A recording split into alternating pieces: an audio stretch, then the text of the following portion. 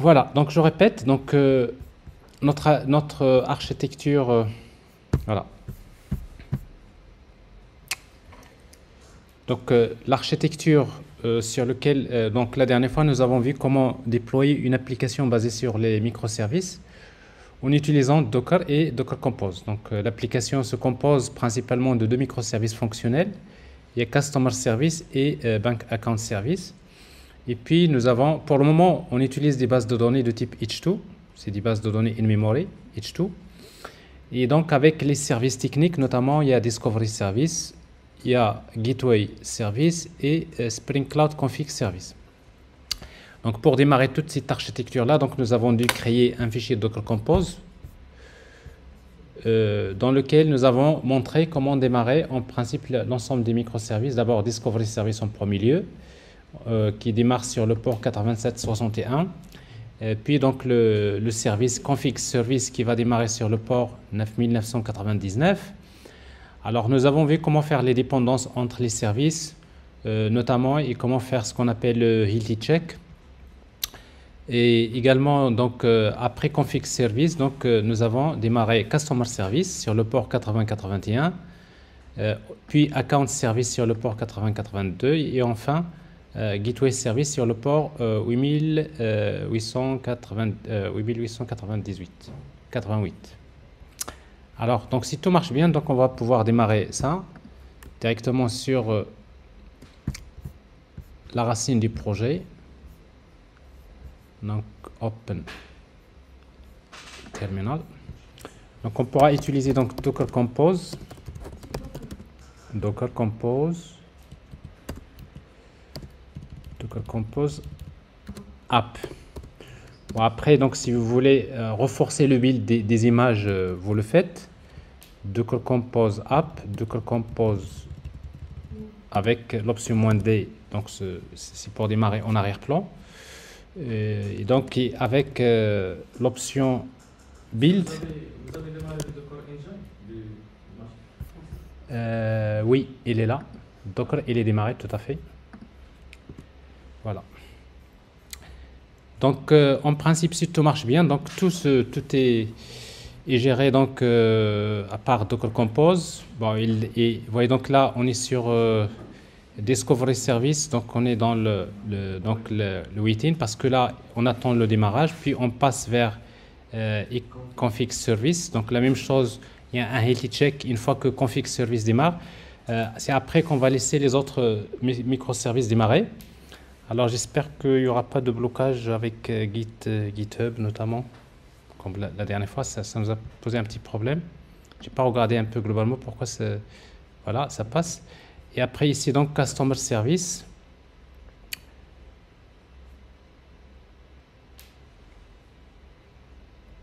Alors Gateway, vous voyez donc qu'il est démarré, donc il ne dépend pas. Donc a priori tout démarre bien. Donc une fois que tout démarre, on pourra tester l'application avec localhost. La Gateway c'est 8800, Customer Service, et on fait appel à Customers. Alors Customer Service / Customers. Alors, attends, on va regarder 8761. Alors nous avons bien tous les services ici, Customer Service, Config, Account. Bon, a priori c'est bon. Donc la Gateway, il est là. Oui, il est là. Donc Customer Service / Customers. Il n'y a pas de API? Ah, c'est bon.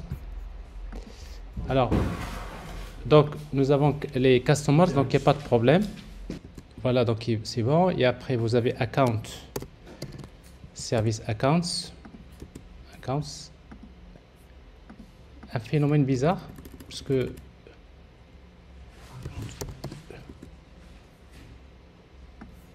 / API, non? Non, c'est Accounts.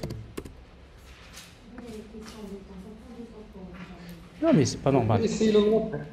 Ah? Le log de l'account. Ah oui, oui. Parce Oui. que j'ai l'impression qu'elle démarre avant Customer. Alors, on va regarder. Bon, de toute façon, on va régler ce problème-là.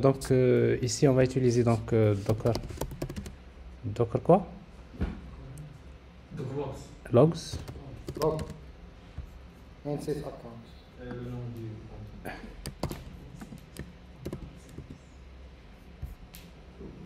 Bon, de toute façon, il n'y a pas d'exception, mais par contre, ce qu'on peut faire, c'est Docker PS. Docker PS. PS. Et on va l'arrêter, on le redémarre. Alors ici, comment il s'appelle déjà le conteneur? Discovery account. C'est le nom du conteneur. Donc on va faire docker stop. Docker. Alors là, c'est ainsi. Docker stop. Ok. Docker start.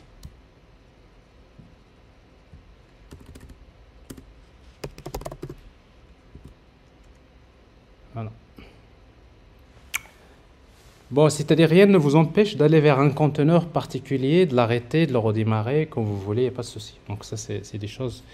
Mais en tout cas, techniquement parlant, nous avons bien, on est sûr qu'il y a une dépendance entre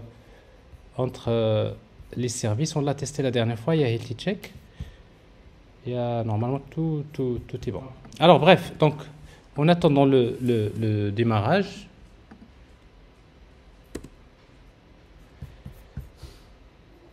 C'est premièrement avec le port 80-82. alors déjà on est là, gateway account il est là. Bah, c'est bon. Donc nous avons accounts et on peut consulter un compte. Bon, ce qui reste à cette application, on a besoin d'un front-end parce qu'il faut également savoir comment créer un front-end. Bon, il y a des gens qui demandaient. Alors c'est pour cela, donc ce que je vous propose, on va rapidement créer une application, un front-end avec Angular. Alors pour cela, donc dans le projet, je vais créer un dossier que je vais appeler donc Angular front-end.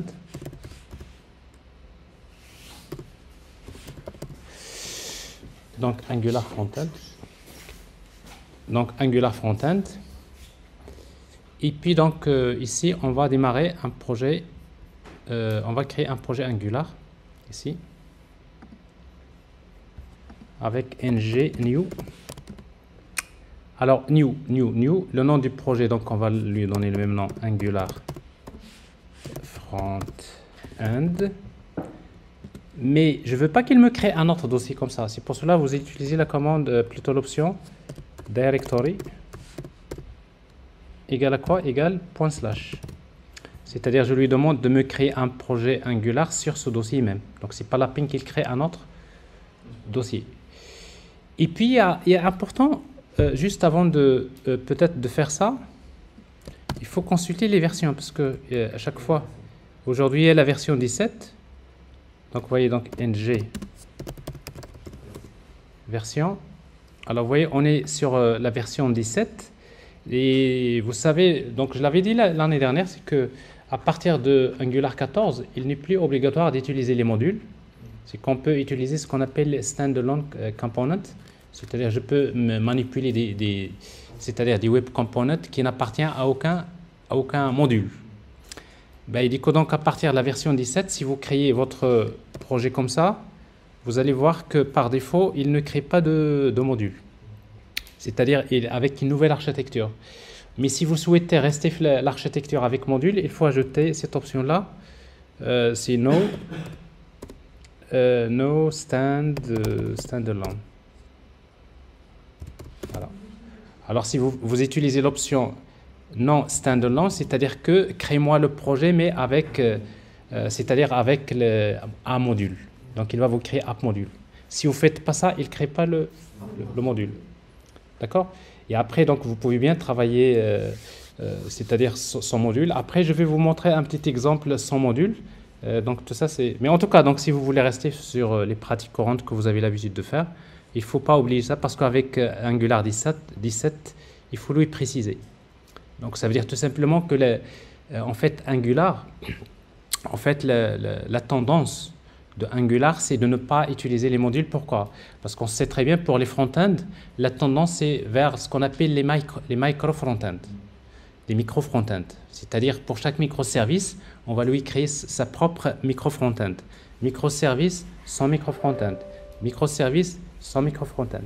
Chaque micro-front-end peut être développé avec un framework différent. Et après, il y a un framework qui permet d'intégrer tous les micro-front-end au sein d'une même application. Donc ça, c'est l'avenir. Il y a des entreprises qui ont commencé à travailler comme ça. Mais c'est pas dans tous les projets, vous allez avoir à travailler avec des micro-front-end. C'est pour cela que, en principe, dans la majorité des cas, si vous êtes en back-end, les microservices sont très courants, mais en front-end, on reste toujours sur le monolithe. C'est-à-dire, le back-end, c'est des microservices, mais le front-end, c'est un monolithe. Et là, ça pose un petit problème. Pourquoi ça pose un problème? Parce que, d'abord, l'équipe qui va développer, donc vous avez une équipe qui travaille sur, par exemple, Customer Service. Il y a une équipe qui travaille sur Account Service. Il y a une équipe qui travaille... C'est-à-dire, chaque domaine métier, il y a un microservice. Mais le problème, c'est que celui qui va travailler le front-end, il est obligé d'avoir les connaissances sur tous les domaines métiers, soi-disant. Alors que ce qui serait intéressant, c'est que l'équipe qui développe le microservice back-end, c'est la même équipe qui va développer le micro front-end. C'est plus simple. Et après, vous allez travailler comme ça. Chaque équipe développe son micro front-end et après, on va réunir tout ça. Donc ça, si vous voulez, c'est la tendance. Donc ce qui fait, c'est pour cela qu'avec Angular 17, bon, par défaut, il ne vous crée pas de modules parce que normalement, les modules, ils sont faits pour les grands projets, pour découper un projet en plusieurs modules. Mais si vous avez juste un projet avec un seul module, ça ne sert à rien de travailler avec les modules. Donc c'est pour cela, en principe, si vous ne mettez pas ça, bah, d'ailleurs, si vous voulez, on peut ne pas utiliser le module. Si vous voulez savoir comment ça marche, voilà.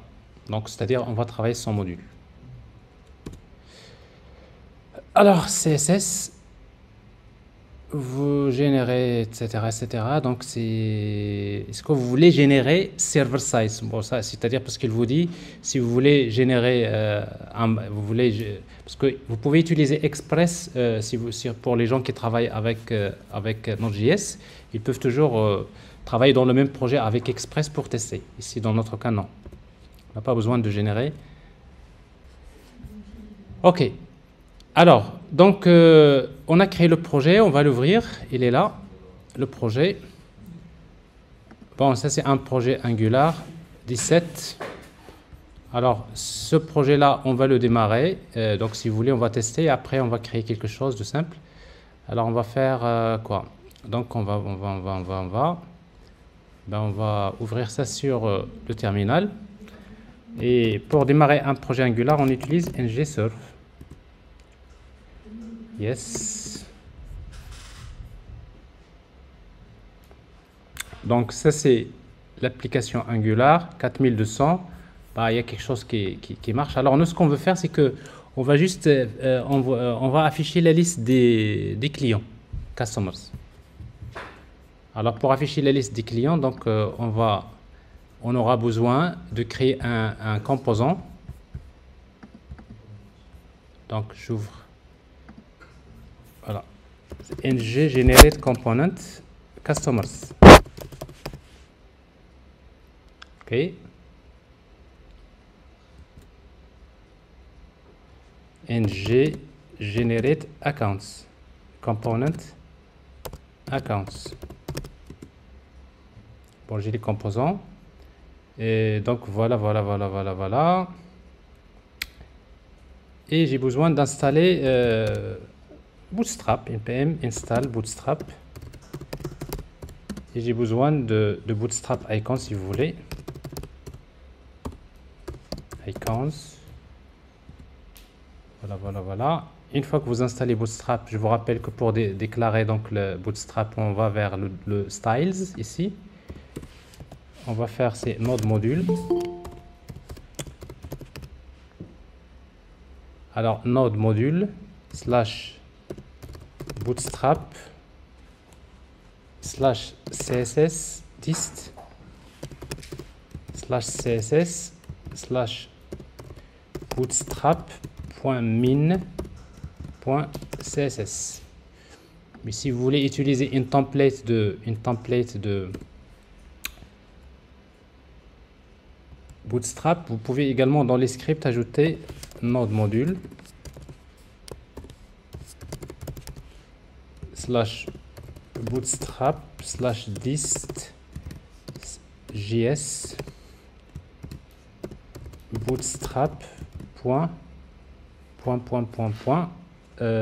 bundle.js. Bon, ça c'est les deux principaux fichiers que vous avez besoin. Et si vous voulez utiliser Bootstrap Icons, il faut le déclarer dans le fichier style.css si vous voulez. Alors ici donc il n'y a pas de... Alors ici, Bootstrap Icon, vous utilisez import Bootstrap Icons slash font slash bootstrap icons.min.css. Alors ça c'est quelque chose qu'on a déjà vu maintes fois l'année dernière, donc je rappelle juste. Donc je redémarre pour être sûr que vous avez bien tapé un peu les adresses et tout ça. Il faut faire CTRL-C, vous redémarrez ngServe. Et si généralement vous avez mal saisi en principe l'adresse, vous allez avoir des messages d'erreur. Ici donc c'est bon. Alors j'ai besoin d'une template que je vais chercher. Ici donc bootstrap, get bootstrap 5. Bon, get bootstrap 5. Comment dire ça? C'est navbar. Navbar, ok. Là, je vais prendre ce type de navbar comme ça.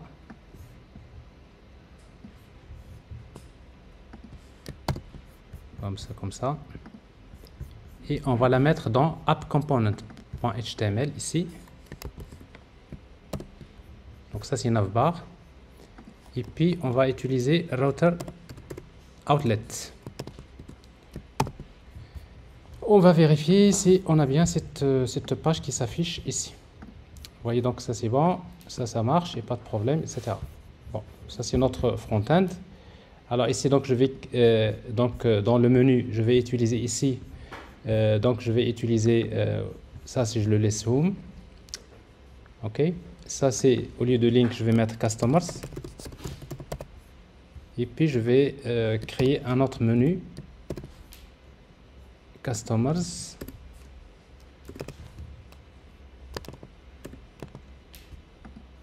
Et ici accounts.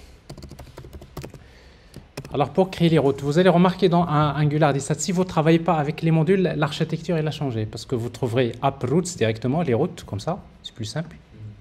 Donc on va déclarer les routes. Alors ici path de point, par exemple customers. Et quoi d'autre? Component. Associé c'est customer component. Et j'ai également une route path account. Path c'est accounts. Alors component c'est accounts components. Et du coup donc dans ici app HTML on peut utiliser ici router link directement. Donc router link. Alors regardez bien ici il vous demande d'importer parce qu'on est dans les standalone component. Si vous regardez appcomponent.ts, vous allez trouver ici, regardez, imports. Et vous trouverez ça, standalone égale true. C'est-à-dire ce composant n'a pas besoin de module parce que d'ailleurs on n'a pas créé de module. C'est-à-dire à chaque fois si vous voulez importer quelque chose maintenant, ben, il faut l'importer dans le composant. C'est import. C'est à peu près ce que vous faites avec React, etc. Donc c'est à peu près la même chose parce que dans React, à chaque fois que vous voulez utiliser quelque chose dans un composant, il faut l'importer. Donc ici, vous voyez donc router outlet et command module, etc. Donc c'est des choses qui sont importées ici. Alors ici, donc, je vais utiliser slash customers. OK. Alors ici, je vais utiliser router link. slash accounts. Ok. Ça veut dire que si je clique sur customer, je vois ici customers. Si je clique sur account, je vois accounts. Alors maintenant, ce que je vais faire, c'est que je vais envoyer une requête vers le backend, récupérer les customers, c'est tout. Hein. On veut faire juste un petit front-end parce que notre objectif, c'est de voir comment créer le conteneur Docker pour une application Angular, etc. Alors, donc pour cela, ce qu'on va faire, c'est qu'on va vers Account, Component, elle est là, plutôt Customers. Alors, dans Customers, donc j'ai besoin, ici dans Customers, il est où? Il est là. Alors, Customers, donc je vois ici Customers, donc je peux implémenter l'interface onInit. Je redéfinis ng onInit et j'ai besoin du constructeur. Alors maintenant, qu'est-ce qu'on va injecter dans le constructeur? On va injecter le service HTTP. C'est HTTP client module. HTTP client module. Donc ici un objet HTTP. Non, c'est pas HTTP client. HTTP client directement. Alors ça c'est HTTP. Et puis là, on va tout simplement faire 10.http.get. J'envoie une requête avec get vers le backend.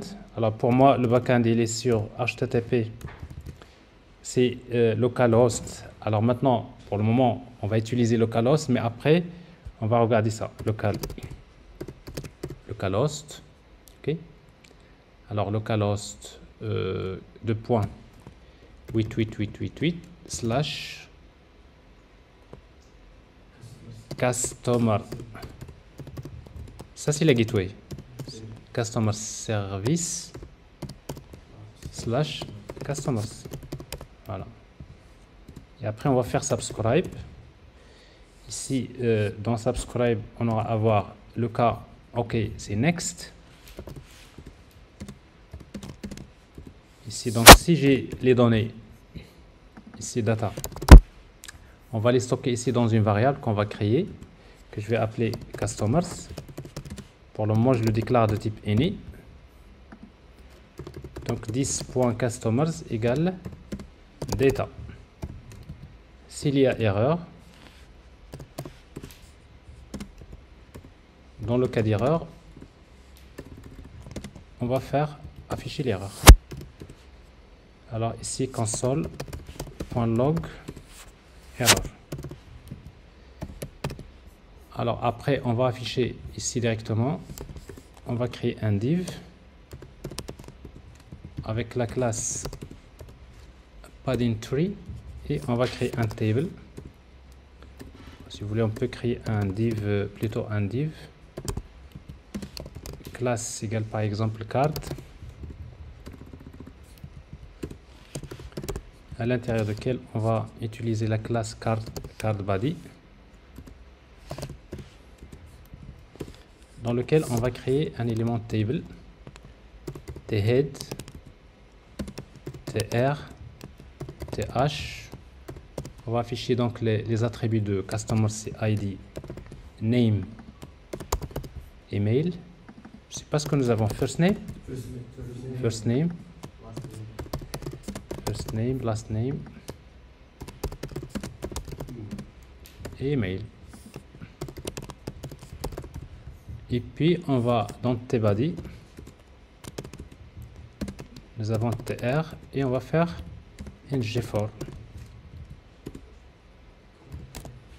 Alors ng4 let customer of customers et on va faire td. Et dans td, qu'est-ce qu'on va faire? On va faire tout simplement c'est c.id.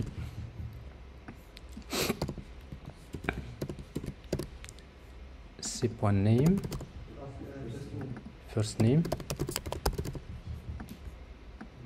last name, email. Voilà. Alors, sauf si vous voulez être un peu bon, vous mettez ici ng if quoi? If customers.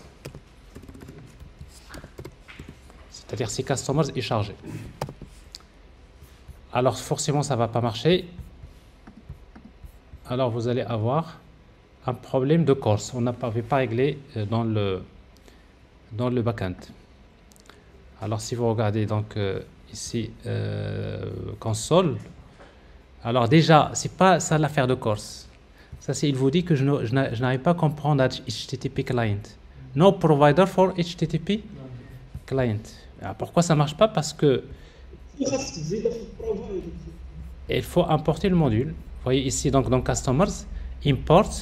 Alors parce que c'est ça la différence entre standalone component et module. C'est avec les modules. Si vous déclarez import flow module, ça concerne tous les composants que vous utilisez. Ici, il n'y a pas de module, donc je suis obligé d'importer ici HTTP client module. Parce que sinon, vous ne pouvez pas utiliser ça. C'est ça le standalone. C'est-à-dire qu'il ne dépend pas d'un autre module. Donc, ce qui fait que s'il y a quelque chose à importer, il faut qu'elle soit importée ici. Donc, ça, c'est l'erreur. Ici. Alors, vous voyez ici, donc si on essaye, maintenant, ça passe. On n'a plus la même erreur. On a une autre erreur de course. Vous voyez ici, course. Voilà, course origine. Alors, maintenant, on communique avec la gateway. Alors, comment on règle le problème de l'affaire course au niveau de la gateway? Eh bien, voilà ce qu'il faut faire. Donc, on va ajouter quelque chose dans la gateway. Alors, pour vous montrer ça, donc j'ai un truc GitHub comme ça. J'ai un exemple qu'on va récupérer qui s'appelle all machin, all you need, etc.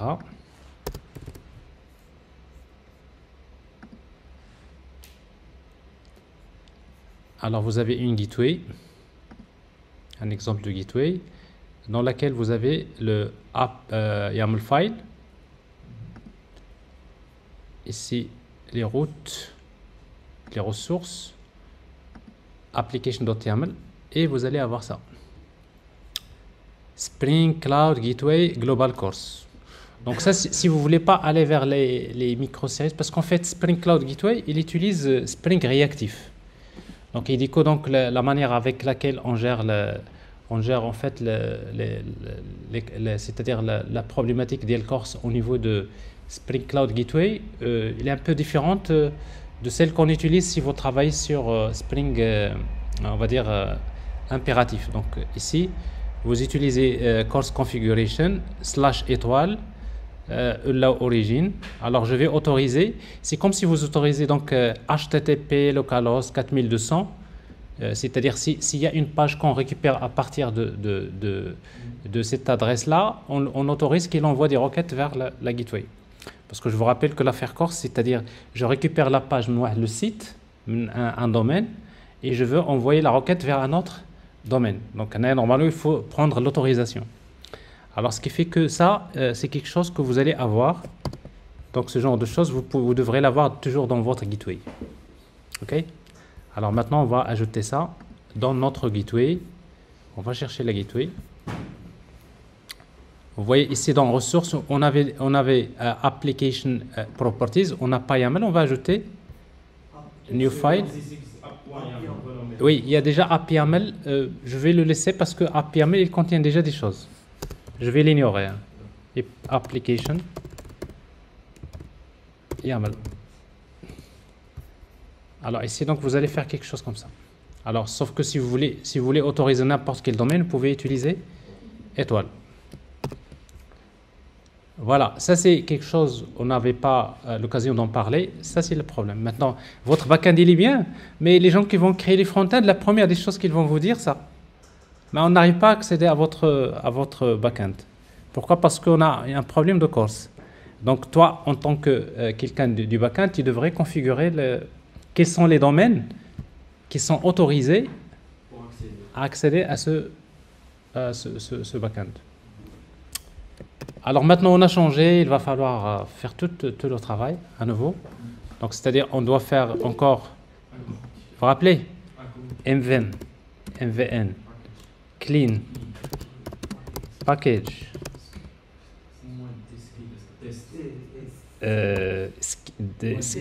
moins des skip. Skip tests.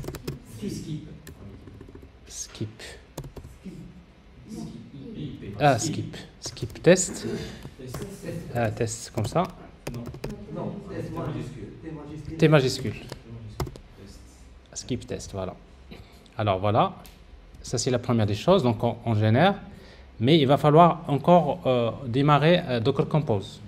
Donc ça veut dire que ici sur Docker Compose, on va l'arrêter. Puisqu'on l'a démarré. Bon, il y a plein de trucs là comme ça. Ça doit être ici.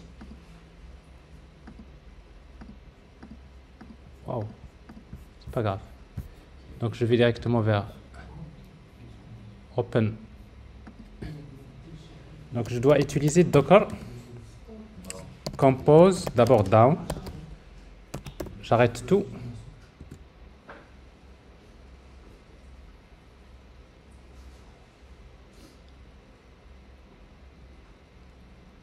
Alors ça c'est ce qui est intéressant maintenant avec Docker, c'est que up, down, mais après si vous voulez aller vers un microservice particulier, etc., vous faites Docker PS, vous regardez le microservice, vous faites redémarrer, etc.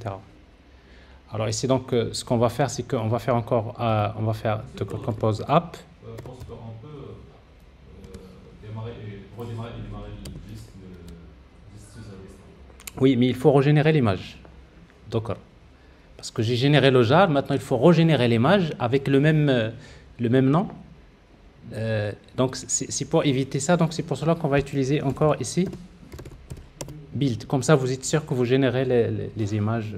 Donc build, je reconstruis les images. À vrai dire, je peux traiter que un microservice. Je génère l'image avec build, je lui donne le même nom qui a été utilisé avec Docker Compose. Parce que si vous remarquez une chose, quand vous faites Docker Compose, regardez. Quand vous faites app, il supprime les conteneurs. Monsieur, s'il vous plaît. Hein? Si j'ai une question. Oui.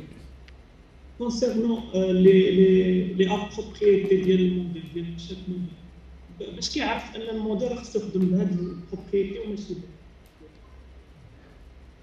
دابا حنا عندنا في هاد لي on a app.yml وعندنا Non, en fait, dans un projet, vous pouvez faire les deux. Alors, si vous avez application YAML et app, il va prendre, généralement, il commence par app YAML. Et après, il utilise, c'est-à-dire, il utilise les deux. C'est-à-dire, si vous avez application properties, application de YAML, c'est comme, il va les utiliser les deux. Parce que ce sont deux fichiers de configuration.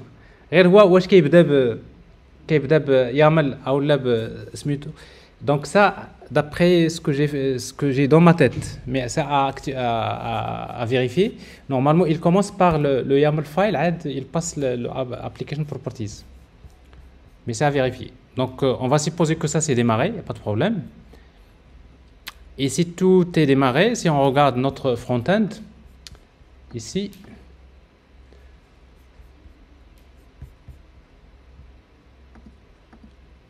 qu'est-ce que c'est que ça? Alors, une GIF, donc et ça c'est autre chose. Alors, clear. Avec une GIF, alors on va regarder. Alors ici, qu'est-ce que nous avons? Nous avons ça. On fait appel, mais il n'envoie pas de requête, non? Alors oui, finalement, customers. Il devrait envoyer la requête. Attendez. Je fais ça, voilà. Customers. Moi, le plus important pour nous, c'est ça. Regardez.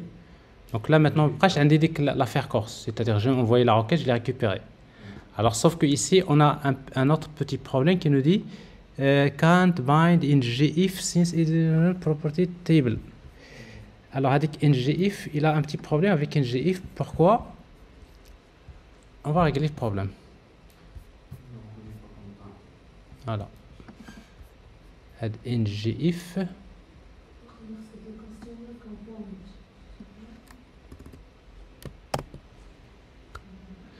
Alors, comme tu fais moi, Angular 17, déjà, il a apporté un petit peu de, il a créé une nouvelle, d'autres solutions de template Et il dit que donc Monsieur, je pensais arroba sport. hein? Arroba sport. Mais ça c'est on veut pas utiliser ça ça marche, y a pas de problème. Mais justement dans la nouvelle template, il utilise une autre façon, mais les deux marchent. C'est-à-dire l'ancienne et la nouvelle, ça devrait marcher. J'ai déjà utilisé cette formule Angular 17 et pour قبل كنت استعملت واحد الليبراري ديال بي ان جي ديال بريم ان جي ديال برينسيسز وكان كنت واحد لامبورت لواحد بحال هكا ديال لاباب ما كنسمعكش مزيان، خصك تصاوب شي ميكروفون يكون مزيان. هلا شري شي ميكروفون يكون مزيان. هلا فين نزيد؟ راه عندك عرفت غنزيد سكو جو بو غازي.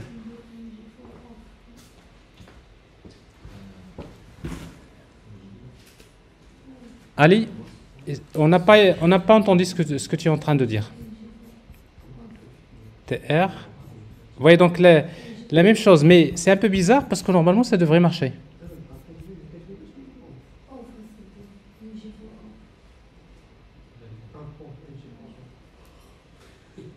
NG4 hein? شناهي؟ J'ai l'impression que le fort a changé dans 17. Donc, Je vais importer. pour- Ben, je l'importe, il n'y a pas de problème parce que ici, donc il va ajouter une G4 off. Ou taille avec une G off. NG F off. Importer le modèle common module. Oui, oui, monsieur. أشناهي؟ Comment module? أشناهي؟ Comment module? Common module. Commons module, oui. Merci.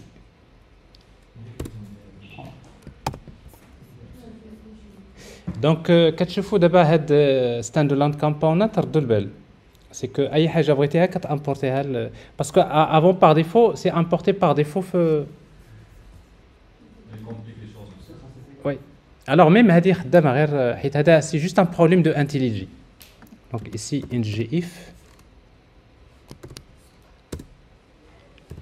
ngif quoi customers. Alors vous voyez donc ici il n'y a pas de problème, ça marche. Alors on va juste ajouter ici class table. Alors ما تديوش على هاد سميتو parce que IntelliJ à partir de Angular 16 il vous signale les problèmes parce que en fait il doit mettre à jour son plugin pour Angular, mais il n'y a pas de problème. Bon, après vous pouvez ignorer les vérifications, mais il n'y a pas de souci. Bon, en tout cas moi j'ai pas encore trouvé la bonne truc pour qu'il puisse ne pas signaler ça, mais ça pose pas de problème. Bon bref, donc j'ai un front-end, vous voyez donc ici il y a ça. Si vous voulez, on va afficher les comptes. On fait la même chose pour accounts. Alors c'est un bon exercice, un petit exercice. Alors qu'est-ce qu'on va importer? Alors commande module. Et après HTTP client module. Ça vous en aurez besoin. Vous faites implements on init. Vous allez redéfinir ng init. Vous avez besoin du constructeur. Vous injectez HTTP de type HTTP client. Et ici, vous allez déclarer une variable accounts de type any pour le moment. Et puis, vous utilisez quelque chose de plus simple, 10.http.get. Ici, http localhost 2.8.8.8 account. Ça, c'est le nom du micro account service. Account. Yek. Account service / accounts. Et vous faites .subscribe. Next.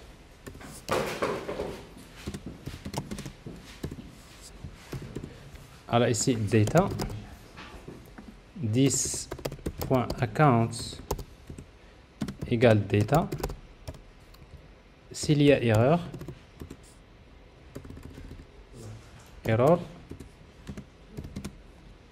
ben, on va faire quelque chose, on va juste utiliser console.log error. Et voilà, et on va vers ça, on fait copier-coller. Et on fait la même chose ici. Donc if accounts, ici on va faire ACC accounts. Je vais afficher acc.id, acc. Le solde, balance, acc.type,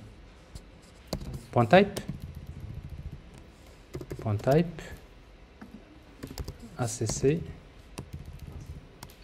currency, je pense. Voilà.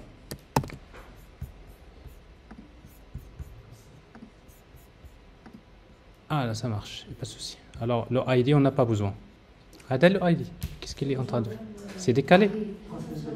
Alors ici ID. Hein? Ah d'accord. Donc Adèle ID, Adèle c'est balance. Adèle type. Et ça c'est? C'est pour ID de customer. Currency. Hawal ID. Yak? C'est balance. Type currency.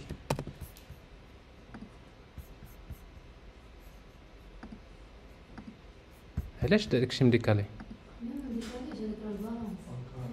Attendez, هل ID.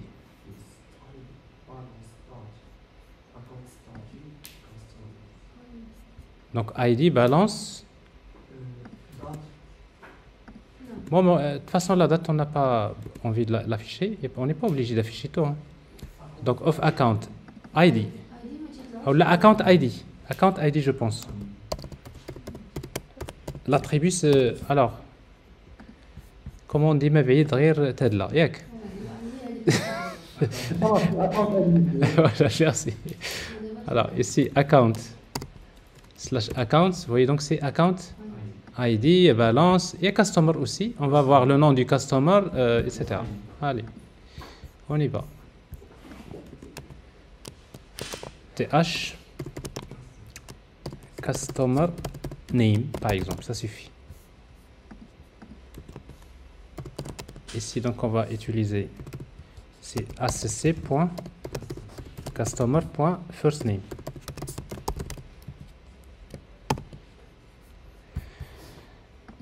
Voilà, c'est customer.firstname. Voilà. Et ID, balance, type. Alors ici, donc, on va faire un affichage 100% et on a les choses comme il faut. Ça, c'est le nom de customer. Vous voyez donc, voilà notre micro front-end. C'est un micro. Normalement, ici, vous avez un front-end qui parle à deux micro-services, n'est-ce pas? Vous voyez, donc ça, c'est customer service et ça, c'est account service. Mais la communication se fait via la gateway. C'est-à-dire, en fait, celui qui fait en fait le front-end, lui, il ne sait pas qu'il y a des microservices. Pourquoi? Parce que tout ce qu'il connaît, c'est la gateway. Il communique uniquement avec la gateway. Bien sûr, dans les URL, il y a le nom du microservice. Voilà. Alors maintenant, on va essayer donc de créer une image Docker pour ça. Alors, pour créer l'image Docker, donc nous allons créer un Dockerfile. Alors pour Angular, alors voilà un exemple de Dockerfile, new file, Dockerfile. شنو؟ لا هذاك الدوكر فايل الباكان سي ديال جافا. Mais pour Angular, ça c'est autre chose. Une application Angular, c'est pas une application Java, c'est du Node.js. Normalement, si vous voulez déployer une application Angular, qu'est-ce qu'il faut faire? Regardez bien. vous allez بحال كيما درنا في سميتو غادي ديروا ng build خاصك tu construis l'application. OK, alors si vous faites ng build, qu'est-ce qui va se passer?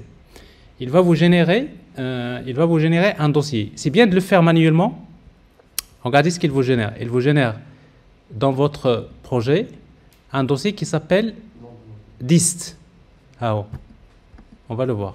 Open in folder, finder. Alors, ici, regardez. Dans votre projet, vous avez un dossier dist. Alors, le dossier dist, qu'est-ce qu'il y a?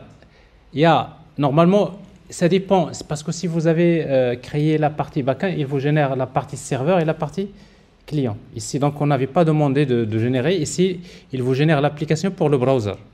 Et votre application Angular, elle est là. Vous voyez, donc, votre application Angular, c'est index.html qui utilise main.js. Voilà, c'est tout. CSS. Alors, si vous voulez déployer une application Angular, qu'est-ce qu'il faut faire? Vous prenez le dossier et vous allez le mettre dans un serveur web, soit Apache, soit Nginx. Il vous faut un serveur web pour déployer une application Angular. Justement, c'est ce que nous allons faire. Nous allons créer une image Docker qui utilise Nginx. Alors, Nginx, c'est l'un des serveurs web les plus utilisés pour déployer les applications front-end, les applications web. C'est très important. Alors, justement, on va utiliser une image Docker basée sur Nginx. On peut utiliser une image basée sur Apache comme serveur web, mais ici, on va utiliser Nginx parce que c'est vraiment le plus optimisé, le plus intéressant. Vous voyez donc tout ce que vous avez fait Angular. Avec les components, les 50 000 components, les 50 000 fichiers CSS, les 50 000 fichiers .ts, ça devient quoi? Un fichier index.html, un fichier .js, un fichier .css. Donc l'opération, il se fait via un outil qui s'appelle Webpack. Webpack, c'est vraiment ce qui a été produit de génial pour... il compacte, il compile, il compacte tout ça, il va le mettre dans un seul fichier. Mais tout ça, c'est un travail énorme. En tout cas, ça c'est important de le faire pour voir qu'est-ce que vous êtes en train de faire. Regardez, il vous génère un dossier qui s'appelle Angular Front End. Donc, il vous génère un dossier qui porte le même nom que de votre projet Angular. Alors maintenant, notre image Docker qu'on va créer, ben, c'est une image... Je vais devoir faire copier-coller pour aller plus vite. Alors, et en même temps,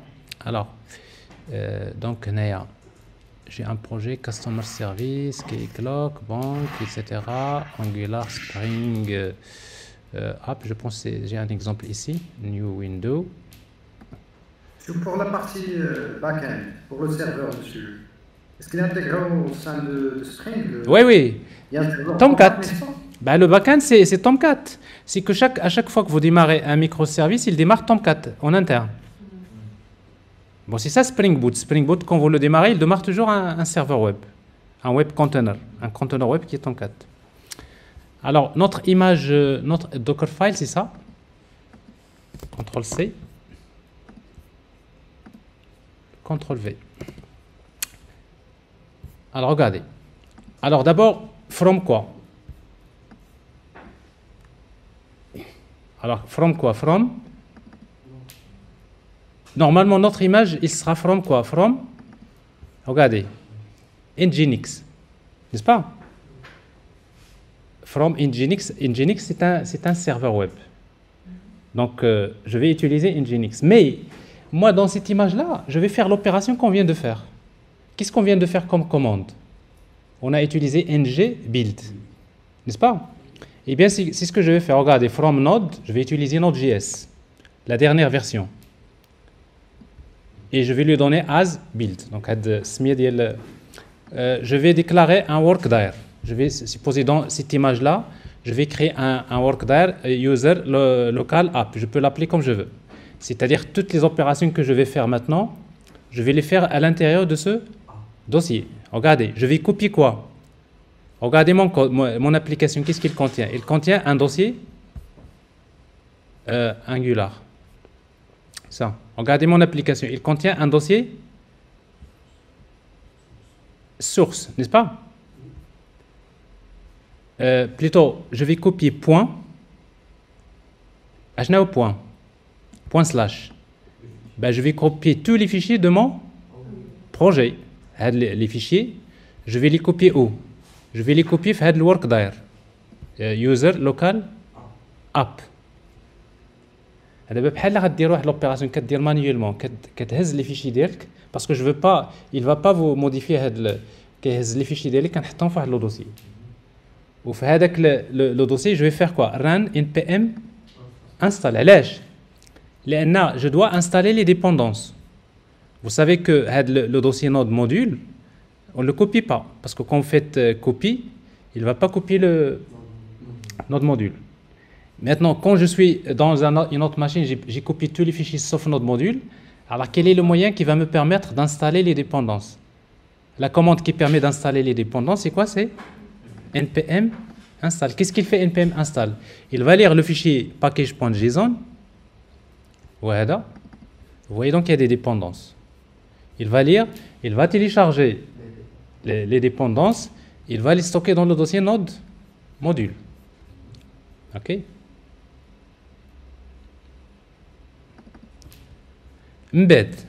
Une fois qu'on a fait npm install, la commande hier dit ce qu'on a fait maintenant, c'est npm, plutôt normalement on peut utiliser ng build.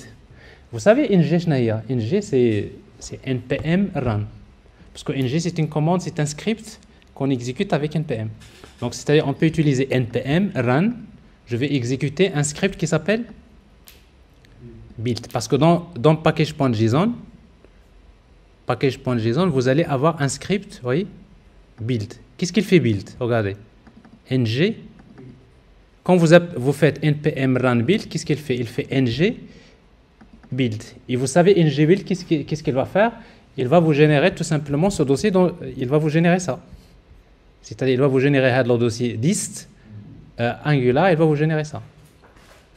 Donc, ça veut dire qu'ici, avec cette image-là, on n'a pas besoin de faire l'opération manuelle. N'est-ce pas? C'est que quand je crée l'image, il va essayer de faire ça. Donc, je construis l'image. Donc, je build, c'est-à-dire je compile le projet. Maintenant, une fois que je l'ai compilé, ça veut dire ça y est, j'ai généré l'étape 1. Normalement, l'étape 1, vous pouvez la supprimer, l'image. Si vous la supprimez, ça veut dire quoi? Si vous la supprimez, ça veut dire ça suppose qu'avant de construire l'image, il faut d'abord que vous générez vous-même le build. C'est exactement ce qu'on a fait avec Maven. On a utilisé Maven Clean Build, on crée l'image, n'est-ce pas? Si vous voulez faire la même chose avec Spring, vous pouvez le faire. Quand tu mets l'image, quand tu dis Maven, quand tu dis Maven Build, tu construis l'image. Ça, alors maintenant, est-ce que c'est la meilleure façon? À mon avis, non. Pourquoi? Parce que ici, à chaque fois que vous construisez l'image, il va refaire quand même pas mal de choses.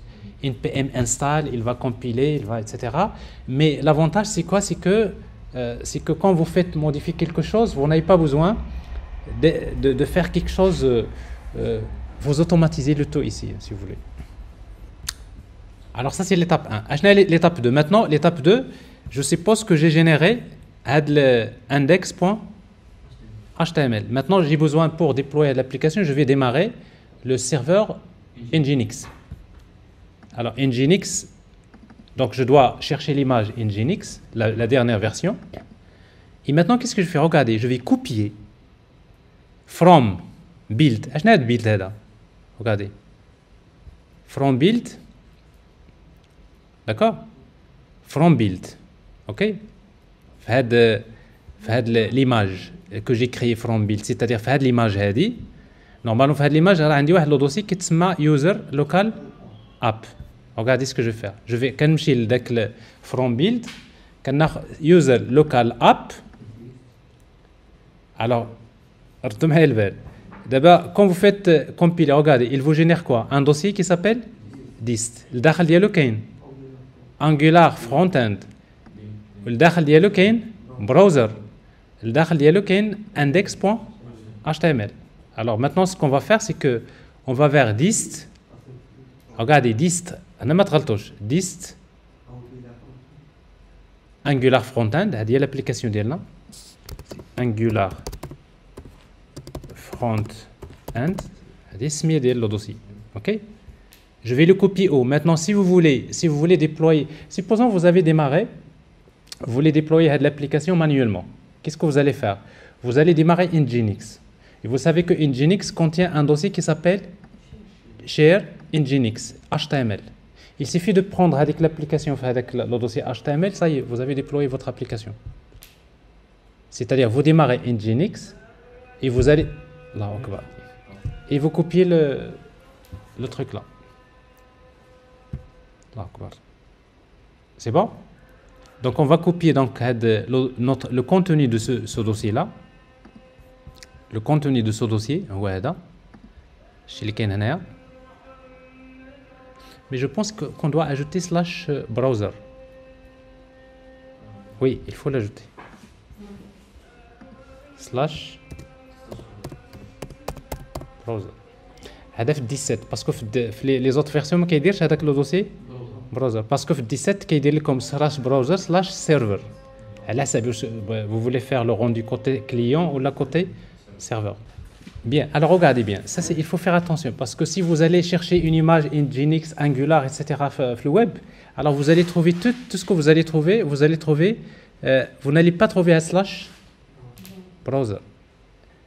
Mais c'est-à-dire, si vous travaillez avec Angular 17, vous allez voir votre image, ça ne va pas marcher.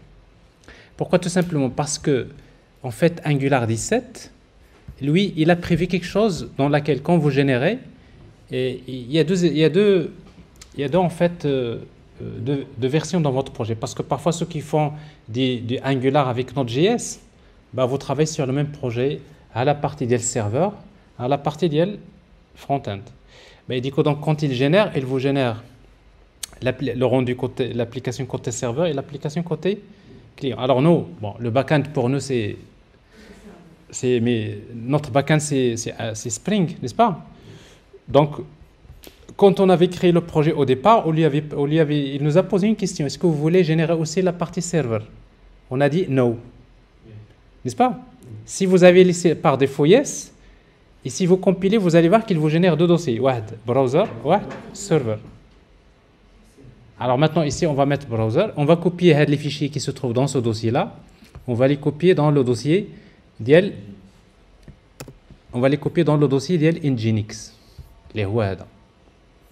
Et après, on va exposer par défaut Nginx. Il utilise le port 80. Vous allez directement vous faites HTTP localhost 80, ça va marcher. Alors, on va essayer, on va générer notre image.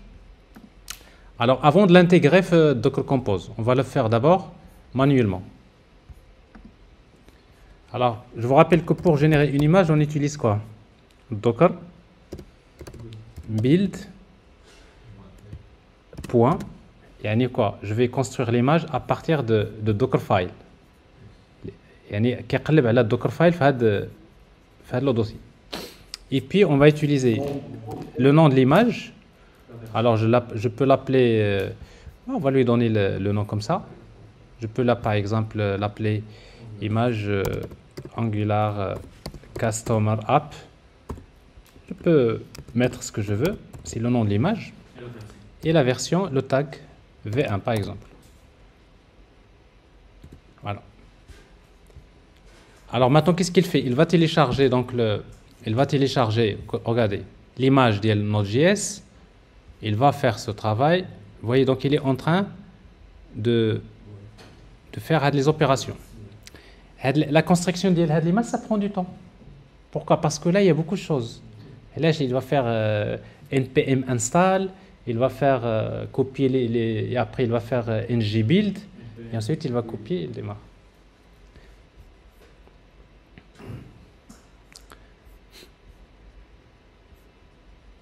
Alors, donc ici, on est sur ça, workdir, copie, il est en train de copier.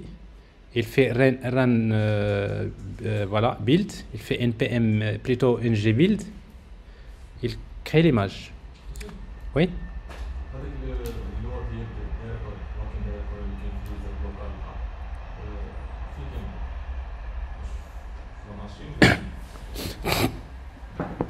فين كاين باسكو خصكم تعرفوا ان un conteneur d'une manière générale Docker c'est une machine virtuelle qui se base sur le système Linux.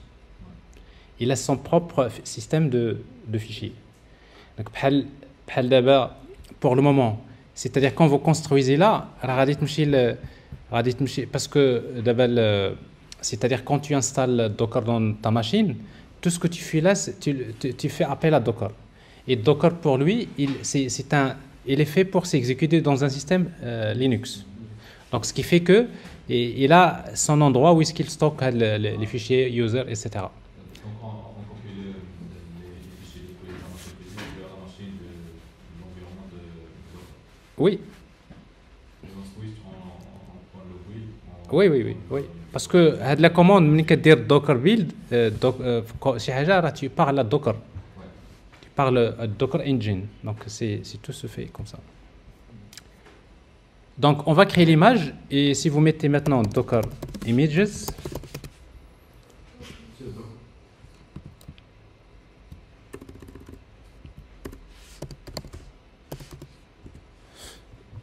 alors l'image elle est créée. Alors Angular. Bon après vous avez des commandes pour chercher les conteneurs, lister uniquement qui commencent, etc. Bon bref. Bon en principe vous allez trouver tout en haut. Voilà. V1. Regardez sa taille, 136 mégabytes. À l'image. Ok. Alors maintenant, on va démarrer un conteneur. Alors pour démarrer un conteneur, on va utiliser Docker run -d. Si vous voulez, bon, -d. Comment il s'appelle l'image? C'est Angular Customer App, c'est ça? Je sais pas si je l'ai appelé comme ça. Je l'ai copié? Moi, j'ai copié. J'ai copié une commande bizarre. Alors, Docker run -d. Alors, l'image s'appelle Angular Cast App. Ok. Et on va exposer le port -p, mapper le port. Monsieur, mapper le port après la commande run. Exact. -d, -p. Le port c'est quoi? 80. On va le mapper avec le port 80. Ça suppose que notre port 80 dans la machine n'est pas pris. Il n'avait pas trouvé l'image. Parce que par défaut, il faut lui donner le tag. Sinon, par défaut, il va chercher le tag latest. Donc, il faut mettre 2.v1. Donc, notre conteneur, il démarre. Et vous allez voir, mais par contre, les conteneurs Nginx, vous n'avez pas besoin d'attendre 5 secondes. Parce qu'il n'y a rien. Notre Nginx, c'est un serveur qui démarre très rapidement. L'application web, c'est des fichiers HTML. Il va juste les copier, ça fait. Donc, techniquement parlant, si j'appelle localhost et je mets rien, le port 80, je dois avoir... Non, c'est pas comme ça. Localhost tout court. Vous voyez, donc j'ai mon application, front-end qui marche, pas de problème. Maintenant, mon application, elle est dans un conteneur Docker. Alors, mais pour être sûr, est-ce qu'on avait arrêté? De toute façon, même si on n'a pas arrêté, ça ne change rien. Parce que de toute façon, ici, on est en train de communiquer avec le port 80. N'est-ce pas? Alors maintenant, le travail qu'on vient de faire, on va le faire sur Docker Compose. Maintenant, on va arrêter ce service-là. Docker, ce conteneur Docker stop 163. On l'arrête. Et maintenant, on va faire ce travail ici. Docker Compose. Maintenant, nous avons un dernier service qu'on va ajouter. Ici, on va l'appeler front-end. Angular. 2 points. Alors ensuite, on va mettre quoi? Build. On va construire l'image qui se trouve dans quel dossier? C'est Angular front-end. Et après, container name, on va lui donner le même nom ici.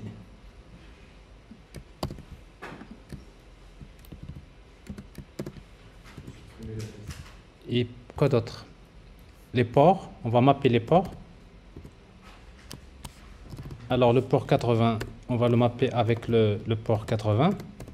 Alors si votre port 80 ici il est utilisé, vous pouvez mettre 81 ou la 82 là, etc.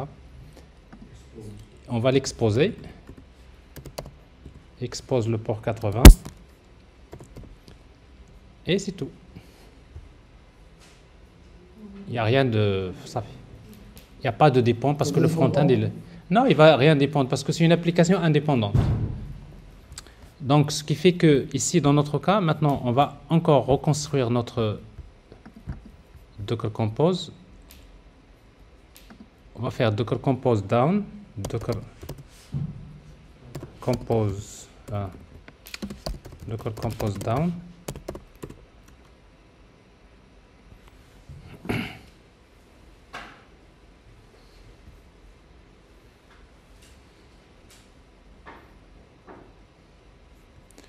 Et après, vous faites Docker Compose app build -d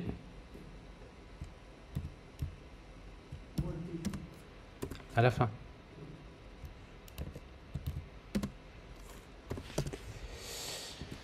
Voilà. Alors là, vous êtes tranquille maintenant. Alors, c'est-à-dire, vous avez votre back-end avec les microservices, vous avez votre front-end, vous démarrez votre application. Vous attendez quelques 2-3 minutes et après vous allez faire c'est-à-dire se consulter.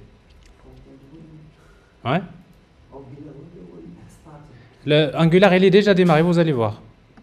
Si vous tapez localhost core, vous allez voir, il est déjà démarré. Oui. Mais par contre, si vous faites customer, ça va pas marcher. Et là, le backend n'est pas encore démarré. Mais quand il va démarrer, il n'y a pas de problème.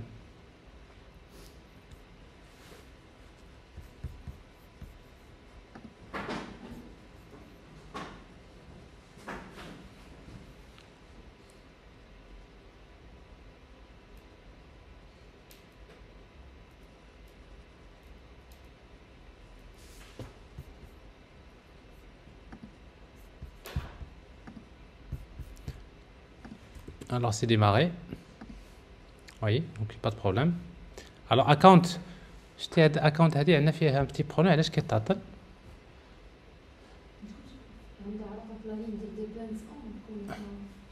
Non, هو le dernier qui démarre. ولكن ça quand même c'est un peu bizarre. Le démarrage parce qu'en fait on avait utilisé avec Resilience 4G. Au démarrage, il va contacter Customer Service. Si Customer Service ne répond pas, normalement, il y a une réponse par défaut. Mais bon. Voilà, ben c'est bon. Ça prend quand même du temps. C'est un peu bizarre, mais bon, c'est à voir. Voilà, donc le travail est fait. Alors maintenant, qu'est-ce qui reste? Vous allez l'envoyer ça vers un vrai serveur. Il vous faut un serveur. D'accord? Il vous faut un serveur dédié. Dans ce serveur dédié, vous installez Docker. OK?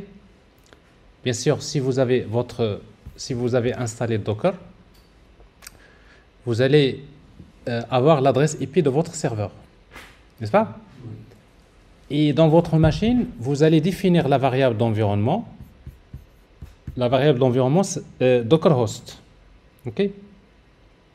Alors, vous savez, par exemple, Linux, si vous voulez créer une variable d'environnement, qu'est-ce que vous faites? Vous utilisez export path. Il y a une variable qui s'appelle path égale point virgule. C'est-à-dire la variable d'environnement path, vous allez lui ajouter quelque chose. Qu'est-ce que vous allez ajouter? Vous allez ajouter une variable qui s'appelle docker underscore host. D'accord? Égal. Alors, docker host égale à quoi? C'est http l'adresse IP, je sais pas quoi. Ça, c'est l'adresse IP de votre serveur distant. Le port d'IL Docker. Parce que Docker, il expose un port, une API REST. Alors, donc, il y a un port par défaut, mais attention. Ça, bien sûr, bon, je vais essayer de vous montrer ça parce que j'ai un serveur sur lequel je peux faire l'opération, mais je ne suis pas sûr d'avoir tous les éléments. Il y a un port par défaut. Quand tu démarres Docker une machine, et ben Docker il expose l'API REST dans un port par défaut. Et si vous gardez le même port par défaut,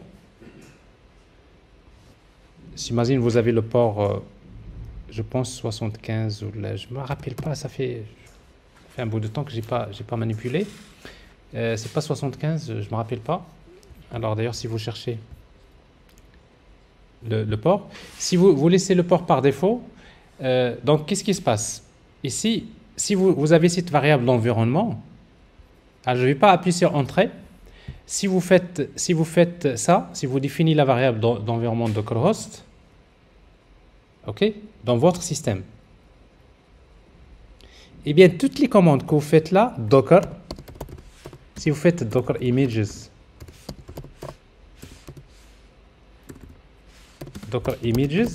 qu'est-ce qu'il va faire?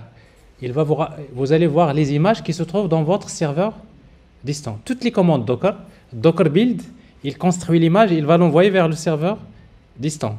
Docker PS, il vous montre les services qui sont démarrés dans le serveur distant, etc. Donc, c'est-à-dire tout ce qu'on vient de faire. Et après, si vous mettez Docker Compose App, ah ben, il construit les images et il les envoie vers le serveur distant. Il va les démarrer dans le serveur distant. Vous tapez l'adresse IP de votre machine et tout marche bien. Donc, c'est-à-dire techniquement parlant, c'est pas compliqué, mais il faut le faire au moins une fois. Donc, c'est pour cela donc je vais essayer de voir si j'arrive à accéder à mon serveur, parce que ça fait un bout de temps que j'avais un problème de mot de passe. Si j'arrive, donc je vais vous montrer tout de suite cette opération et vous allez voir, c'est vraiment pas compliqué. C'est clair? Alors, comme je disais, faites attention que si vous exposez Docker sur le port par défaut, sans mot de passe, sans rien, vous êtes foutu. Votre serveur, il sera piraté. Les fonds qui vont pirater les serveurs, أول حاجة كيديروا هي هذه. كيشوف l'adresse IP ديال السيرفور ديالك، يدير la variable d'environnement docker host يدير فيها l'adresse IP ديالك ou le port. Et s'il fait docker image ou كيشوف les images docker, bienvenue. Il va t'envoyer un conteneur dans ton docker image, il va te démarrer une application chez toi et il va faire ce qu'il veut. Bon, moi je me suis fait avoir, c'est pour ça que je vous dis. C'est l'une des attaques les plus terribles. Donc, faites attention. Quand vous exposez Docker pour un accès distant, parce qu'en fait, l'accès distant, le Docker se fait via une API REST. Il faut la protéger, soit via un mot de passe, ou etc., parce qu'il y a une façon de faire, ou bien vous changez le minimum de choses que vous faites quand vous testez, vous changez le port. Le port, vous mettez un port parce que celui qui va commencer à tâtonner, il ne va pas commencer à tâtonner sur les différents ports. Changez le port. Moi, c'est ce que je fais. Je change le port. Je ne mets pas de mot de passe parce que je souvent mes serveurs, c'est juste pour faire des tests. Et du coup, donc, mais ça, c'est un petit problème. Ça m'est arrivé une fois. Oui. Il peut baisser le port.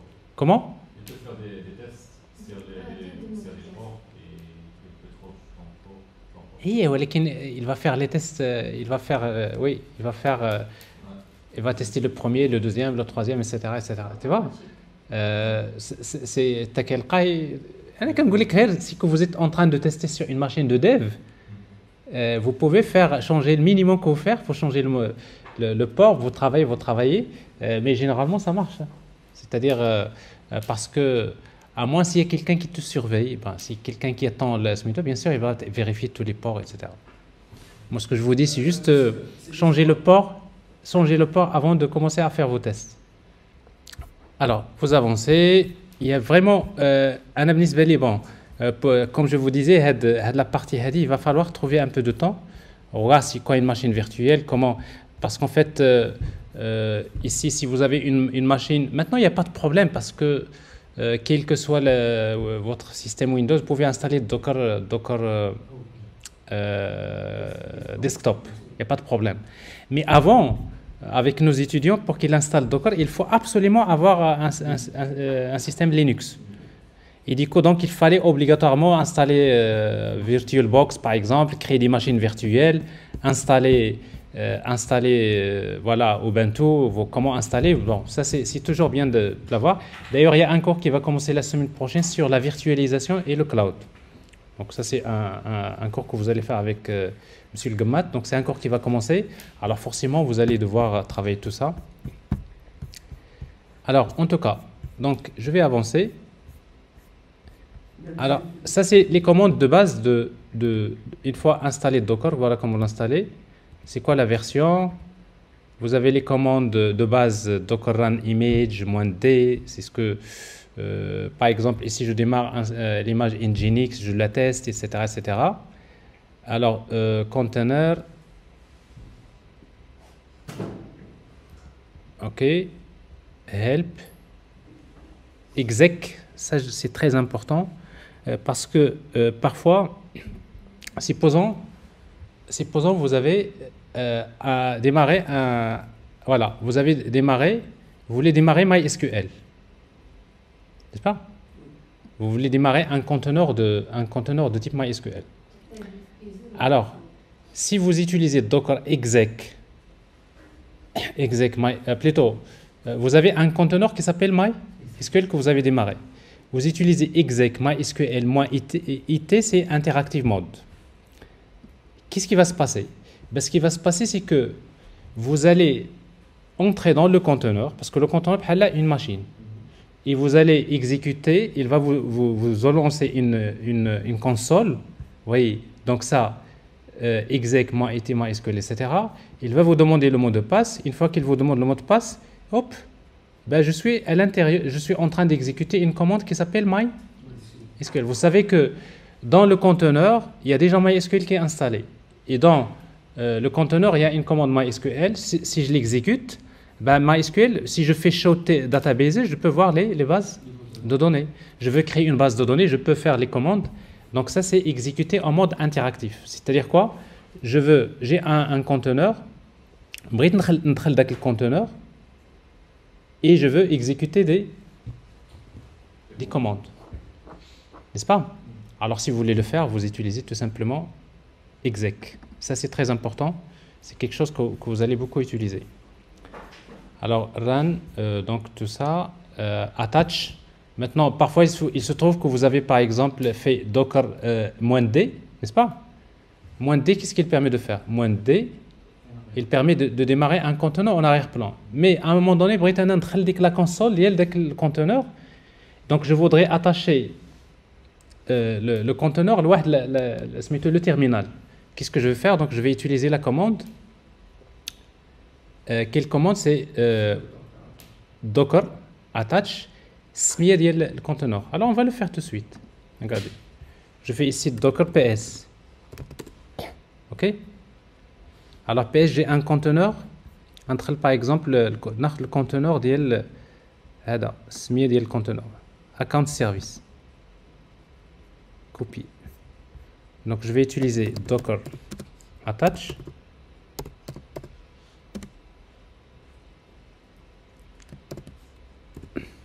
Alors, ici, donc, le SMI. Oui. Alors, ici, donc, j'ai le conteneur. J'ai l'ID, par exemple, les 4 premiers. Docker attach. Alors, vous voyez, qu'est-ce qui se passe? Donc, vous venez d'attacher. Vous avez fait un attach. D'abord, la console que j'ai ici, je l'ai attaché. Le terminal. Ou tu l'as attaché le conteneur. Regardez maintenant, c'est quand je vais consulter par exemple le conteneur, parce que le conteneur il va loguer. On va ici de voir. Ici, je vais par exemple aller vers ici. Bon, je ne sais pas où est-ce que je suis. Alors, localhost 80. On a affiché les comptes. Normalement, j'ai appelé le microservice. Le microservice, il va loguer des messages. Si je reviens ici, regardez. Alors, ici, je ne vois rien, parce que là, a priori, il n'y a pas de... J'ai attaché, il n'y a rien qui est logué. Vous voyez donc, la preuve, j'ai arrêté, regardez, qu'est-ce que je viens de faire? J'ai fait CTRL-C, ben, je viens d'arrêter account service. Donc, je viens d'attacher la console, un conteneur. Quand j'ai fait CTRL-C, j'ai arrêté le... D'ailleurs, il vous dit, voilà, shutdown. Maintenant, si je regarde, maintenant, si je veux consulter account, j'ai trouvé que ça ne marche plus. Bon, ça, c'est attach. Attach, c'est attacher le terminal, le conteneur. N'est-ce pas?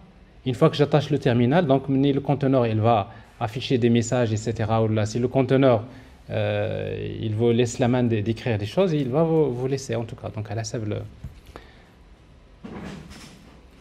Donc, notre conteneur ici a été arrêté. OK? On va le démarrer. Donc, docker run. Comment? Start. Parce que le conteneur est déjà créé. Smiet le conteneur, c'est account container name. هذا container name. Insert account service. Ah. Donc à nouveau, je l'ai redémarré. Mais quand je l'ai redémarré, maintenant, je n'ai pas la console, je l'ai démarré en arrière-plan. Ça veut dire, cette console-là que j'utilise là, il ne peut rien faire pour ce conteneur. Mais si vous voulez lui attacher, mais en tout cas, donc ça c'est juste pour rappeler. Donc ça c'est la attach. C'est attach pour, par exemple, gérer le système de fichiers pour exécuter les commandes. Oui. Tu attaches, tu peux arrêter, tu peux... si par exemple, si le service te laisse la main, tu peux exécuter des commandes sur le conteneur, etc. Donc, ça c'est attach, commande. Vous avez les volumes. Donc, ça c'est important parce que quand par exemple vous démarrez un conteneur sur MySQL, par exemple MySQL, vous le démarrez dans un conteneur. MySQL, toutes les bases de données, il va les écrire dans un dossier qui s'appelle varlib MySQL. Ben, il dit que donc si vous faites rien, ben, toutes les données de votre base de données, ils sont à l'intérieur du conteneur. Donc si vous supprimez le conteneur, vous allez détruire toutes les données. Alors c'est pour cela que quand je démarre un conteneur, je vais lui dire tiens, je vais mapper le volume, var machin, je vais le mapper à notre /opt data layer. Donc c'est-à-dire que finalement les données, tout ce qui s'écrit dans ce dossier-là, finalement il ne va pas l'écrire à l'intérieur du conteneur, mais il va l'écrire dans la machine du host, c'est-à-dire dans votre machine. Il dit que donc même si vous supprimez le conteneur, vous n'allez pas supprimer les volumes. Et ça c'est important. Alors pour créer donc quand vous démarrez un conteneur, on utilise pour créer un volume, on va utiliser -v. Donc je vais mapper le volume. Vous voyez donc je suis en train de démarrer l'image MySQL. ولكن je mappe le volume avec celui-là. C'est mapper les volumes.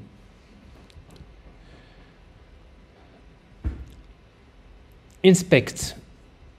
Alors inspect, il vous donne, il va inspecter un conteneur. Docker.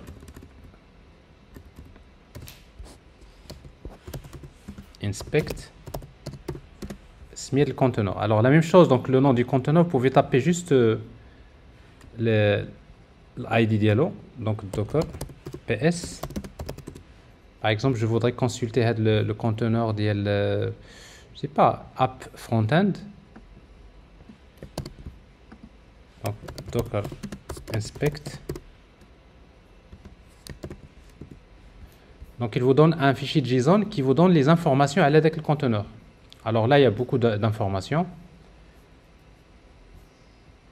Alors vous voyez donc Hawal ID, il a été créé quelle date, le path, les arguments. Vous voyez donc ici, il s'agit de Nginx. Le state diallo, il est en état running, etc. L'image, voilà l'image, le ID de l'image, le nom. Vous avez toutes les informations concernant le conteneur, le port, etc., etc. Ça, c'est utile.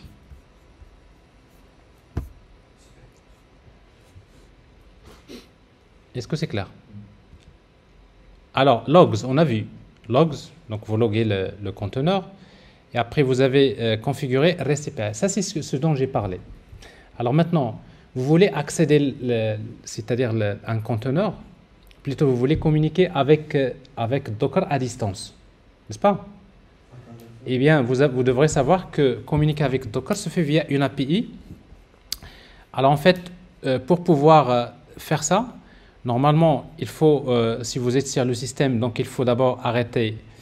On va éditer un fichier qui s'appelle Docker Service. Docker Service, qui se trouve dans système D, système Docker Service. Docker.service. Alors, dans le fichier Docker Service, vous allez trouver un fichier de configuration et vous allez chercher la ligne dans laquelle vous allez trouver ça. L'exécute le démon de Docker, c'est-à-dire au moment de l'exécution de Docker Engine, il va l'exécuter avec ici l'option qui est commentée par défaut. Il est commenté, donc il y a -h égale TCP. Vous voyez donc le port dont je vous ai parlé tout à l'heure par défaut, c'est 2375.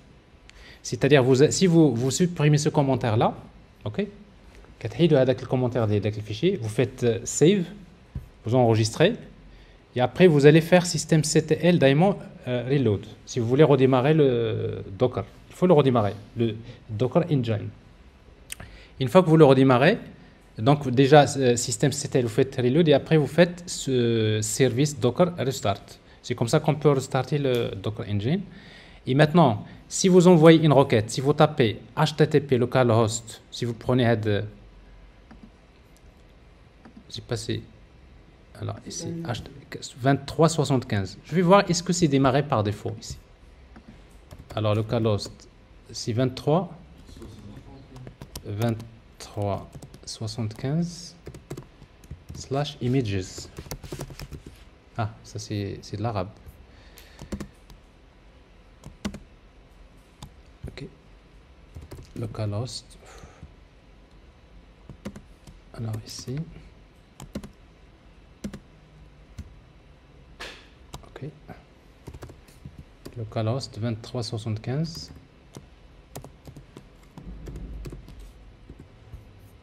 Non. Alors slash. Alors ici donc c'est pas exposé. Donc je l'ai pas exposé. Comme je disais, faites attention quand vous l'exposez à le port. C'est un point très dangereux. Alors ici donc si vous faites ça,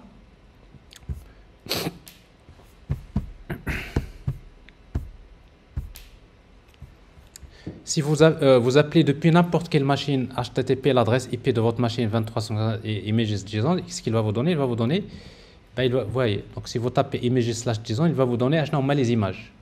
Si vous faites, voilà. Maintenant, je suis dans une machine et je veux commencer alors que mon Docker se trouve dans une autre machine distante. Alors qu'est-ce que je vais faire dans ma machine? Je vais définir une variable d'environnement qui s'appelle Docker host. Et dans Docker host, je vais utiliser TCP 182. Ça, c'est l'adresse IP de la machine où se trouve Docker, 2375. Et si vous faites ça, dès que vous tapez la commande Docker, tout ce que vous faites là dans votre machine, ça se passe à distance. Docker Images, vous avez les images qui se trouvent dans votre Docker Engine. Docker Build, il construit l'image dans le Docker Engine, etc.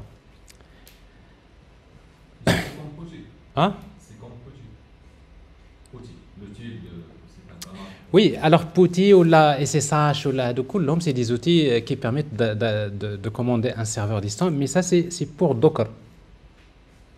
C'est pour Docker, c'est-à-dire c'est pour en fait exécuter, c'est-à-dire commander, parce qu'en fait Docker Engine il expose une REST API sur le port.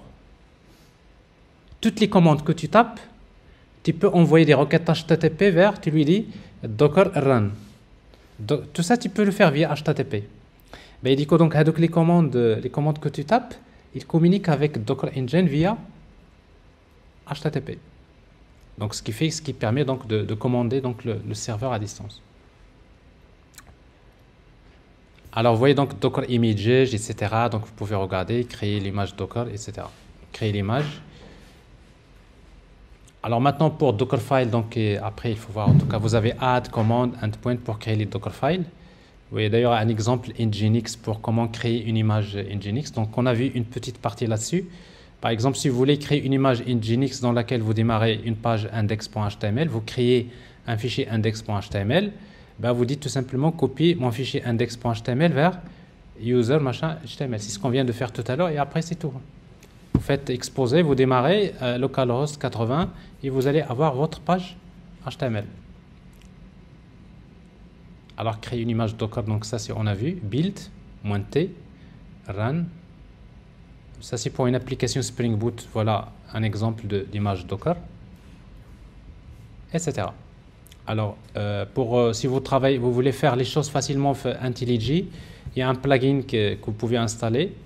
Vous voyez donc IntelliJ, vous avez Docker, vous mettez TCP socket, vous mettez l'adresse où se trouve votre Docker Engine, vous le mettez là, et puis une fois que vous faites ce travail là, après vous allez voir les conteneurs, mais ça c'est avant d'avoir Docker Desktop.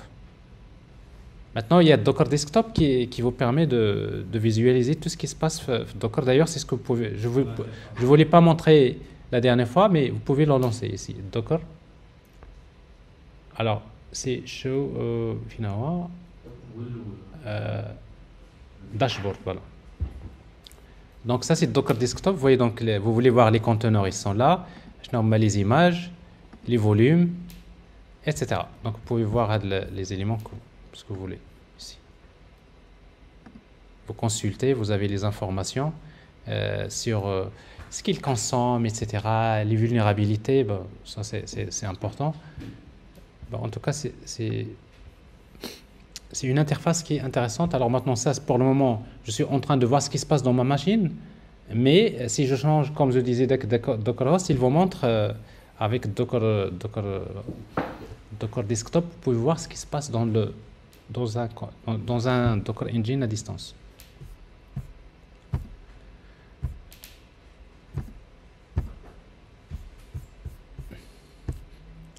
Voilà. Alors ici, je ne sais pas si vous avez des questions.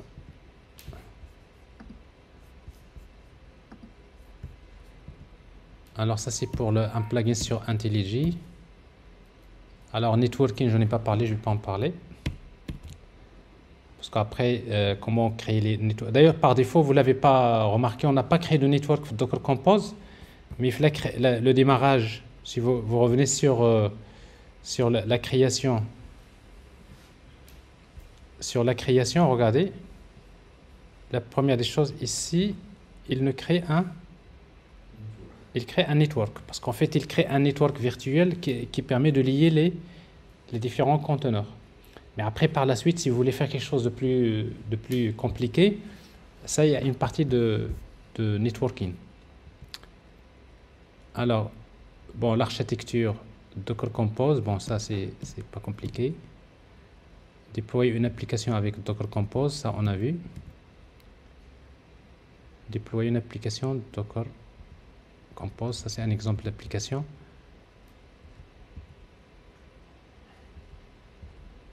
Bon bref, ça c'est un support que j'avais fait il y a 4 ans, je ne sais pas combien. C'est un support qui demande d'être mis à jour, parce qu'en fait il y a beaucoup de choses. Mais les commandes de base, ça reste toujours la même chose. Et si vous avancez, après vous allez trouver une partie sur Docker Swarm. Ça c'est l'orchestration des conteneurs. Et après vous allez trouver quelque chose sur Kubernetes. parce que l'orchestration des conteneurs, vous avez différentes technologies. Mais c'est un support qui est très riche. Vraiment, il y a tout ce qu'il faut. Mais après, donc, il va falloir que je le mette à jour pour un peu mettre les quelques nouveautés qui ont changé. L'orchestration, il y a des autres outils contre Kubernetes ou... Swarm, Docker Swarm, c'est un outil qui fait partie de Docker qui fait l'orchestration. C'est la même Mais- que Kubernetes. Il fait l'orchestration exactement comme Kubernetes, mais pas très développé comme Kubernetes. Kubernetes, c'est un géant. C'est-à-dire, mais après, il y a d'autres solutions autres que Kubernetes. Mais il se trouve. Hein? Je pense en principe. Non, mais OpenShift c'est du cloud. Mais OpenShift, je pense, il utilise Kubernetes. Oui. Donc, Et l'outil de l'appli populaire les dans l'orchestration. de quoi? L'outil de l'appli populaire dans l'orchestration des... Kubernetes صافي. بغيتي نحيدو نبدلو بلاصتو شي حاجه؟ لا باش نعرف شنو. Là, c'est le plus. Enfin, c'est-à-dire aujourd'hui, si vous voulez faire l'orchestration, il vaudrait mieux utiliser Kubernetes. بلا ما تدور لها هكا. Mais une fois que tu maîtrises Kubernetes, et après, si tu as une contrainte, tu veux changer, ben, au moins tu es bien informé. Donc, mais aujourd'hui, il y a pas. Je pense c'est le meilleur. Voilà. Alors, je pense qu'aujourd'hui, donc, ça suffit pour aujourd'hui. Il est quelle heure? 17h? Non? Sans que je suis, j'ai une petite question s'il vous plaît. Oui. Donc, à propos des microservices sécurisés avec GWT, j'ai du mal à déployer une solution avec Gateway, avec la service Gateway pour les services sécurisés. Est-ce qu'il y a un paramétrage spécial pour le genre de projet? Quand les microservices sont sécurisés en utilisant Spring Security. Bon, ça, c'est une autre histoire. Tu poses une question, un chapitre. Si le prochain chapitre, la sécurité, il y a beaucoup de choses à faire. Parce que tout ce qu'on a fait maintenant, c'est des trucs non sécurisés. Mais après, on va voir la sécurité. Donc, j'ai déjà dit la dernière fois, la partie sécurité, on va la traiter à part. Parce qu'il y a beaucoup de choses à faire. Merci.